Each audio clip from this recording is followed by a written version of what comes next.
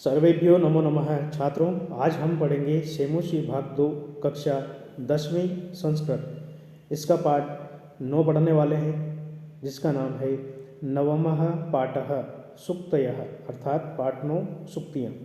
इस पाठ के प्रश्नों उत्तरों को हम हल करने वाले हैं। तो चलिए शुरू करते हैं। सबसे पहला प्रश्न है एक पदेन उत्तरम लिखत, अर्थात एक पद में उत्तर लिखिए। सबसे पहला प्रश्न है पिता पुत्राय बाल्ये किम यच्छति, पिता पुत्र के लिए बचपन में क्या देता है। तो एक पद में हम उत्तर लिख देंगे विद्याधनम, अर्थात विद्या रूपी धन देता है। दूसरा है विमूढ़धीः कीदृशं वाचं परित्यज्यति, अर्थात मूर्ख बुद्धि वाला मनुष्य किस प्रकार की वाणी को त्याग देता है। तो एक पद में इसका उत्तर हो जाएगा धर्म प्रदाय, अर्थात धर्म प्रदान वाणी को त्याग देता है। तीसरा है अस्मिन् लोके के एव चक्षुमणन्तः प्रकीर्तिता, इस संसार में कौन नेत्रों से युक्त कहे गए हैं। तो एक पद में उत्तर हो जाएगा विद्वांसः, अर्थात विद्वांस लोग। चौथा है प्राणेभ्योऽपि कः रक्षणीयः, प्राण देकर के भी किनकी रक्षा करना चाहिए। एक पद में उत्तर हो जाएगा सदाचारः, अर्थात सदाचार की रक्षा करना चाहिए। पांचवा है आत्मनः श्रेयः इच्छन् नरः कीदृशं कर्म न कुर्यात्, स्वयं का कल्याण चाहने वाले मनुष्य को कैसा कर्म नहीं करना चाहिए। तो एक पद में उत्तर लिखेंगे अहितम, अर्थात किसी का अहित करने वाले कर्म को नहीं करना चाहिए। अंतिम प्रश्न है वाची किम भवेत्, वाणी में क्या होना चाहिए। तो एक पद में उत्तर लिखेंगे अवक्रता, अर्थात सीधापन या सरलपन होना चाहिए। अगला प्रश्न है प्रश्न नंबर 2, स्थूल पदानि आधृत्य प्रश्न निर्माणम कुरुत, स्थूल पदों को आधार बनाकर प्रश्नों का निर्माण कीजिए। जैसे कि यहाँ पे समझाया गया है विमूढ़धीः पक्वम फलम परित्यज्य अपक्वम फलम भुंगते, मूर्ख बुद्धि वाला मनुष्य पके हुए फल को त्याग कर अपके हुए फल को खाता है।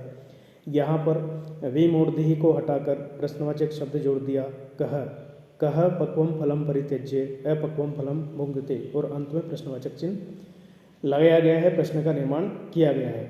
इसी प्रकार से हमें अन्य वाक्यों का प्रश्न निर्माण करना है। सबसे पहले क संसारे विद्वांसः ज्ञानचक्षुभिः नेत्रवन्तः कथयन्ते, इस संसार में विद्वान लोग ज्ञान चक्षु रूपी नेत्रों वाले कहे गए हैं।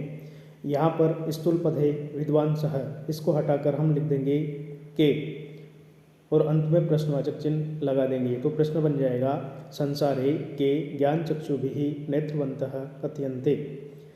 अगला जनकेन सुताय शैशवे विद्याधनम दीयते, जनक के द्वारा अपने पुत्री के लिए बचपन में विद्या रूपी धन दिया गया था। यहाँ पर सुताय स्थूल पद है, इसको हटाकर हम जोड़ देंगे प्रश्नवाचक शब्द कस्मै, जनकेन कस्मै शैशवे विद्याधनम दीयते, और प्रश्नवाचक चिन्ह लगा देंगे। तत्वार्थस्य निर्णयः विवेकेन कर्तुं शक्यः, इस वाक्य में तत्वार्थस्य जो पद है वो स्थूल पद है, इसको हटाकर प्रश्नवाचक पद हम जोड़ देंगे यहाँ पर कस्य। तो प्रश्न बनेगा कस्य निर्णयः विवेकेन कर्तुं शक्यः, और प्रश्नवाचक चिन्ह लगा देंगे। अगला है धैर्यवान लोके परिभवम न प्राप्नोति, धैर्यवान मनुष्य संसार में परिभव को या पराजय को प्राप्त नहीं करता। इस वाक्य में स्थूल पद है लोके, इस लोके स्थूल पद को हटाकर प्रश्नवाचक पद यहाँ पर हम जोड़ देंगे कुत्र। तो हमारा प्रश्न बनेगा धैर्यवान कुत्र परिभवम न प्राप्नोति, और अंत में प्रश्नवाचक चिन्ह लगा देंगे। अंतिम है आत्मकल्याणम इच्छन् नरः परेषां अनिष्टम न कुर्यात्, स्वयं का कल्याण चाहने वाले मनुष्य को दूसरों का अनिष्ट नहीं करना चाहिए। इस वाक्य में परेषां जो पद है वह स्थूल पद है, इसको हम हटा देंगे और यहाँ पर प्रश्नवाचक पद जोड़ देंगे केशाम। पूरा वाक्य उतार कर अंत में प्रश्नवाचक चिन्ह लगा देंगे। तो प्रश्न इस प्रकार से बनेगा आत्मकल्याणम इच्छन् नरः केशाम अनिष्टम न कुर्यात्, प्रश्नवाचक चिन्ह। प्रत्येक प्रश्न के बाद प्रश्नवाचक चिन्ह लगाना इसलिए अनिवार्य है क्योंकि हम प्रश्नों का निर्माण कर रहे हैं। इसके पश्चात अगला प्रश्न है प्रश्न नंबर 3, पाठात् चित्वा अधोलिखितानां श्लोकानां अन्वयम् उचित पद क्रमेण कुर्यात्, पाठ से चुनकर नीचे लिखे श्लोकों का अन्वय उचित क्रम में कीजिए। तो यहाँ पर कुछ रिक्त स्थान दिए गए हैं, इन रिक्त स्थानों की हमें पूर्ति करना है। तो यहाँ पर देखिए पिता के बाद जो रिक्त स्थान है इसमें हम सबसे पहले लिख देंगे पुत्राय, पिता पुत्राय बाल्ये महत् विद्याधनम यच्छति। इसके बाद अगला रिक्त स्थान है अस्य पिता किम तपः तेपे इति उक्तिः, इस रिक्त स्थान में हम लिख देंगे तत् कृतज्ञता। ठीक है। इसके बाद अगला है ख। येन के बाद जो रिक्त स्थान है उसमें हम लिखेंगे केनापि। येन केनापि यत् प्रोक्तम तस्य तत्वार्थ निर्णयः येन कर्तुम। इसके बाद जो रिक्त स्थान है यहाँ पर हम लिखेंगे शक्यः। शक्यः लिखने के बाद लिखा है भवेद सह, यहाँ पर हम लिखेंगे विवेकः। और इति के बाद जो रिक्त स्थान है इसमें हम लिखेंगे इरीतः। अंतिम है यह आत्मनः श्रेयः। इस रिक्त स्थान में हम लिखेंगे प्रभुतानि। प्रभुतानि आ जाएगा। प्रभुतानि सुखानि च इच्छति परेभ्य अहितम। इस रिक्त स्थान में हम लिखेंगे कर्म। कर्म कदापि च न कुर्यात्। अंतिम रिक्त स्थान में हम लिख देंगे, अंतिम रिक्त स्थान में हम यहाँ पर लिख देंगे कुर्यात्। इसके पश्चात प्रश्न नंबर 4। अधोलिखितम उदाहरणद्वयं पठित्वा अन्येषां प्रश्नानाम् उत्तराणि लिखत। नीचे लिखे 2 उदाहरणों को पढ़कर अन्य प्रश्नों के उत्तर भी लिखिए। जैसे कि क में देखिए श्लोक संख्या 3 से यहाँ पर कुछ प्रश्न पूछे गए हैं, उनके उत्तर हमें लिखना है। जैसे कि सत्या मधुरा चे वाणी का सत्य और मधुर वाणी क्या होती है, तो उत्तर में लिखा है धर्म प्रदा। इसी प्रकार से हमें जो 3 प्रश्न हैं उनके उत्तर लिखना है।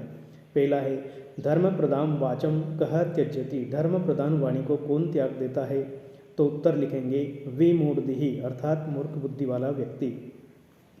दूसरा है मूढ़ः पुरुषः काम वाणीं वदति। मूर्ख मनुष्य किस प्रकार की वाणी बोलता है, तो यहाँ पर हम लिखेंगे परुष्याम अर्थात कठोर वाणी। मंदमति ही कीदृशम फलम खादति। मंदमति व्यक्ति किस प्रकार के फल को खाता है, यहाँ पर हम उत्तर लिखेंगे अपक्वम अर्थात अपके फल को खाता है। इसी प्रकार से दूसरा उदाहरण है यहाँ पर ख श्लोक संख्या 7 यानी कि श्लोक नंबर 7 से हमें प्रश्नों के उत्तर ढूंढ के लिखना है। जैसे बुद्धिमान नरः किमिच्छति। बुद्धिमान व्यक्ति क्या चाहता है, तो उत्तर लिखा है आत्मनः श्रेयः, स्वयं का कल्याण चाहता है। ऐसे ही अन्य प्रश्नों के उत्तर लिखना है। कियन्ति सुखानि इच्छति। मनुष्य कितने सुख चाहता है, तो यहाँ हम उत्तर लिखेंगे प्रभुतानि अर्थात अनेक सुख चाहता है। सह कदापि किम न कुर्यात्। वह कभी भी क्या नहीं करे या उसे कभी भी क्या नहीं करना चाहिए, तो उत्तर लिखेंगे अहितम कर्म। अहित करने वाले कर्म नहीं करना चाहिए। सह केभ्य अहितम न कुर्यात्। वह किनके लिए अहित नहीं करे, तो उत्तर लिखेंगे परेभ्यः अर्थात दूसरों के लिए कभी भी अहित नहीं करे। अगला प्रश्न है प्रश्न नंबर 5। मंजूषायाः तद्भावात्मक सुक्ति विचित्य अधोलिखित कथनानां समक्षम लिखत। मंजूषा में तद्भावात्मक सुक्ति यानी कि उसके समान भाव को प्रकट करने वाली सुक्ति को चुनकर नीचे लिखे कथनों के सामने लिखिए। तो यहाँ पर देखिए कुछ सुक्तियाँ लिखी गई है, इनके समान अर्थ प्रकट करने वाली 2-2 सुक्तियाँ और हमें रिक्त स्थान में लिखना है। जैसे कि सबसे पहले देखिए क में लिखा हुआ है विद्याधनम महत्, यानी कि विद्या रूपी धन बहुत बड़ा धन होता है या विद्या रूपी धन महान धन है। इसके समान अर्थ या इसके समान भाव प्रकट करने वाले अन्य सुक्ति हम लिखेंगे। पहली है विद्याधनम सर्वधनम प्रधानम। विद्या रूपी धन सभी धनों में श्रेष्ठ है। दूसरा हम लिख देंगे विद्याधनम श्रेष्ठम तत्मूलम इतरम धनम। विद्या रूपी धन ही श्रेष्ठ है, इसके अलावा कोई धन श्रेष्ठ नहीं होता। दूसरा रिक्त स्थान में हम लिखेंगे आचारः प्रथमो धर्मः। आचार ही सबसे पहला धर्म है। इसके समान भाव प्रकट करने वाली पहली सुक्ति हम लिख देंगे आचारेण तु संयुक्तः संपूर्ण फल भाग्य भवेत्। और एक और सुक्ति हम लिख देंगे आचार प्रभवो धर्मः संतश्च आचार लक्षणाः। ये 2 सुक्तियाँ हमने आचारः प्रथमो धर्मः के समान भाव प्रकट करने वाली लिखी। तीसरी है ग चित्ते वाची च अवक्रता एव समत्वम। इसके समान भाव प्रकट करने वाली सुक्ति हम लिखेंगे। पहली मनसी एकम वचसी एकम कर्मणि एकम महात्मानाम। मन में, वचन में और कर्मों में महान लोगों की हमेशा एक रूपता होती है। दूसरी हम लिख देंगे सम वो मनांसी जानताम।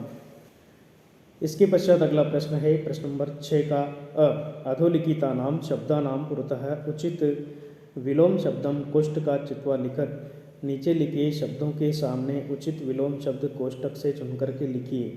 तो यहाँ पर देखिए सबसे पहले लिखा हुआ है पक्वः यानी कि पका हुआ। इसका विलोम शब्द हम कोष्टक में से लिखेंगे अपक्वः यानी कि बिना पका हुआ। विमूढ़दिहि मूर्ख बुद्धि वाला, कोष्टक में से विलोम पद लिखेंगे सुदिहि यानी कि अच्छी बुद्धि वाला। कातरः यानी कि कायर, इसका विलोम पद हम कोष्टक में से लिख देंगे अकातरः यानी कि जो कायर नहीं हो। कृतज्ञता किए हुए उपकार को मानने वाला, इसका विलोम पद यहाँ पर हम कोष्टक में से लिखेंगे कृतज्ञता किए हुए उपकार को नहीं मानने वाला। आलस्यम आलस, इसका विलोम पद कोष्टक में से लिखेंगे उद्योगः यानी कि परिश्रम। परुषा यानी कि कठोर, कोष्टक में से विलोम पद लिखेंगे कोमला यानी कि कोमल। प्रश्न नंबर 6 का आ। अधोलिखितानां शब्दानां त्रयः समानार्थकाः शब्दाः मंजूषायाः चित्वा लिख्यन्ताम्।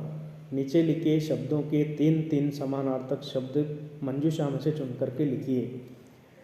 तो यहाँ पर देखिए इस मंजूषा में कुछ पर्यायवाची शब्द दिए गए हैं, समानार्थक शब्द दिए गए हैं। तो एक पद के 3 पर्यायवाची शब्द समानार्थक शब्द हमें यहाँ पर लिखना है उत्तर में। सबसे पहले देखिए प्रभुतम, इसके 3 समानार्थक शब्द हम लिखेंगे भूरि, बहु, विपुलम। फिर है श्रेयः, इसका समानार्थक शब्द है शुभम, शिवम, कल्याणम। तीसरा है चित्तम, इसके 3 समानार्थक शब्द लिखेंगे मनः, चेतः, मानसम। सभा के 3 समानार्थक शब्द लिखेंगे संसद, परिषद, सभा। चक्षुष के 3 समानार्थक शब्द लिखेंगे नेत्रम, नयनम, लोचनम। और मुखम के 3 पर्यायवाची शब्द हम लिखेंगे आननम, वदनम, वक्त्रम। इसके पश्चात अगला प्रश्न है प्रश्न नंबर 7। अधस्तात् समास विग्रहा दीयन्ते समस्त पदानि पाठाधारेण दीयन्ताम्। नीचे समास विग्रह दिए गए हैं, समस्त पद पाठ के आधार पर लिखिए। तो यहाँ पर देखिए हमें समस्त पद बना करके लिखना है। समास विग्रह यहाँ पर दिया गया है। तो देखिए सबसे पहले यहाँ पे लिखा है विग्रह पद तत्वार्थस्य निर्णयः, इसका समस्त पद बना के हम यहाँ पर लिख देंगे रिक्त स्थान में तत्वार्थ निर्णयः, षष्ठी तत्पुरुष समास है। दूसरा है वाची पटुः, इसका समस्त पद बनेगा वाक्पटुः, सप्तमी तत्पुरुष समास। धर्म प्रददाति इति ताम, समस्त पद बनेगा धर्म प्रदाम, उपपद तत्पुरुष समास। न कातरः, इसका समस्त पद बनेगा अकातरः, नंज तत्पुरुष समास। न हितम, समस्त पद बनेगा अहितम, नंज तत्पुरुष समास। महान आत्मा येषाम, इसका समस्त पद बनेगा महात्मानः, बहुव्रीहि समास हो जाएगा। विमूढ़ाः धी यस्य सः, विमूढ़दिहि समस्त पद बन जाएगा और समास हो जाएगा बहुव्रीहि। इस प्रकार से छात्रों हमने समस्त प्रश्नों को हल किया। यदि आपको मेरा वीडियो अच्छा लगे तो आप मेरे वीडियो को लाइक और चैनल को सब्सक्राइब जरूर कर लें ताकि आपको आने वाले पाठों के बारे में पता चल जाए। वीडियो देखने के लिए आप सभी का बहुत बहुत धन्यवाद।